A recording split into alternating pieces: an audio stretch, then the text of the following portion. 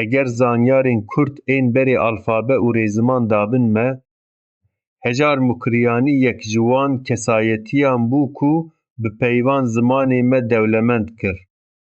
Ferhenga wî hembane borîne ku bi soranî hatiye nivîsandin, çavkaniya herî giring a peyvên Kurdî ya sedsala bîstan e. Lê hejar tenê ferhengnas nebû, ew helbestvan, wercer, lêkolîner û şahîdê serdemeke pir tevlîhev a dîroka Kurdistanê bû. Jiyana destpêkê li Mehabadê hejar, ku navê wî yê rastîn Ebdurrehman Şerefkendî ye, di sala 1920 de li bajarê Mehabadê li Rojhilatê Kurdistanê jî dayîk bû. Malbata wî yek ji malbatên zana û oliyên bajêr bû. Bavê wî mela bû û hejar perwerdehiya xwe ya destpêkê li ber destê bavê xwe û li medreseyên Mehabadê wergirt. Hejar di temenê biçûk de dest bi nivîsîna helbestê kir. Berî ku navê xwe yê edebî, Hecar, ango feqîr û bêtişt bibîjêre, ew bi awayên cuda dinivîsî. Ev nav nîşaneya nêzîkahiya wî bi gel û jiyana sade re bû. Ew nedixwest xwe wek mîr an navdar bibîne, ew dixwest mîna gelê xwe be. Komara Mehabadê û veguherîna jiyana wî bûyereke ku jiyana hejar guherand di sala 1946 de pêk hat, ango damezrandina Komara Kurdî ya Mehabadê dibin serokatiya Qazî Mihemed de.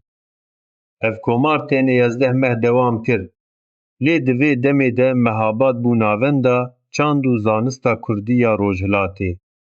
Hejar bû nêzîkî Qazî Mihemed û di xebatên çandî yên komarê de cih girt. Piştî hilweşandina komarê û îdamkirina Qazî Mihemed, hejar neçarma ku ji Mehabadê derkeve. Ev destpêka serboriyeke dirêj a koçberî û sirgûniyê bû. Ew bi dehan salan li Iraqê, paşê li Sûriyê û dîsa li Iraqê derbas kir. Lê belê di nav vê derbederiyê de jî wî dest ji nivîsîn û lêkolînê berneda. Berhemên wî yên sereke berhema herî navdar a hejar, hembane borîne ye ku tê wateya pîvana sax. Ev ferheng yek ji ferhengên herî mezin ên Kurdî yên hemû dîrokê ye. Hejar nêzîkî 30 salan li ser wê xebitî. Di ferhengê de zêdetirî 50,000 peyv tê de hene û her peyv bi mîna koka erebî yan farsî ya wê û şîroveyeke hûr tê pêşkêşkirin. Cudahiya vê ferhengê jî yên berê eşkere ye. Ew ne ferhengek Kurdî erebî an Kurdî farsî ye, ew ferhengeke Kurdî Kurdî ye, ango her peyveke Kurdî bi peyvên Kurdî tê şîrovekirin. Bi vê yekê hejar nîşan da ku Kurdî, mîna her zimanekî mezin, dikare xwe bê xwe diyar bîke. Berhemeke dina hejara pir giring, wergera Şahnameya Firdewsî ye. Wî bi sedan 1000 malikên vê şahberhema Farsî bi soranî wergerand û ev werger tê wateya ku Kurd niha dikarin yek ji şahberhemên cîhanê bi zimanê xwe bixwînin.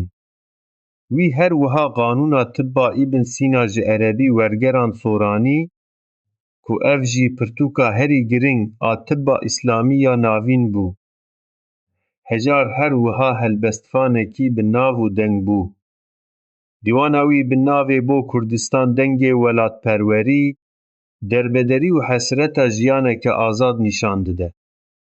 Helbestên wî di nav dengbêjî û stranên Kurdî yên Başûr û Rojhilat de hîn jî tên xwendin. Mîrat û encam hejar Mukriyanî di sala 1991 de li bajarê Kerkûkê, li Başûrê Kurdistanê koça dawî kir. Gora wî îro li Mehabadê ye, li ber tirba Qazî Mihemed û hevalên wî yên komarê. Ev jî jê re bûye sembol. ew her tim dixwest li welatê xwe yê rast bê veşartin. Giringiya wî ji bo me sê xal in. Yekem, dewlemendiya peyvan. Bi ferhenga wî, Kurdî bû xwedî çavkaniyeke pir cildî ya peyvan ku heta îro jî tê bikaranîn. Duyem, wergera berheman. Wî nîşan da ku Kurdî dikare bibe zimanê tip, zimanê edebiyata klasîk, zimanê her warekî. Sêyem, li hevhatina parçeyên Kurdistanê. Ew di Rojhilat de jî dayîk bû, li başûr koça dawî kir û berhemên wî ji aliyê hemû Kurdan ve tên xwendin. Ji bo xwendekarên zimanê Kurdî, naskirina Hejar Mukriyanî naskirina kurahiya peyvên me ye. Eger çeladet jî me rê alfabe û qanatê Kurdo ji me re ferhengên zanistî dabin, Hejar ji me re zeryaya bê sînor a peyvên Kurdî vekir. Ji ber wê, hembane borîne ne tenê ferhengek e, ew gencîneya rûhê me ye.